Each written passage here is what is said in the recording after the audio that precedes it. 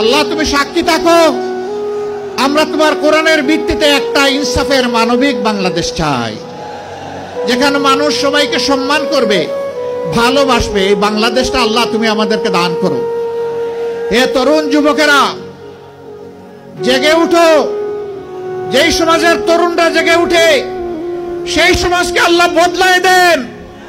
24-এর 5 August salute যুবকরা, তোমাদেরকে তোমাদের জীবন বাজি রাখা লড়াইয়ের কারণে আল্লাহ আমাদেরকে আপাতত মুক্ত করে দিয়েছেন।